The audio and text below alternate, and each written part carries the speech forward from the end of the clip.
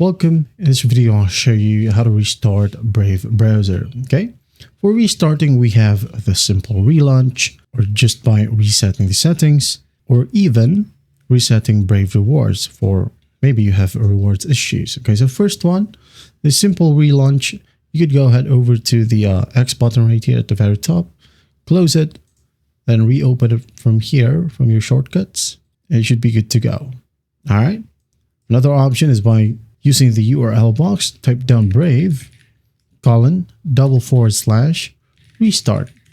Okay. Once that's done, just hit on enter and it will restart Brave.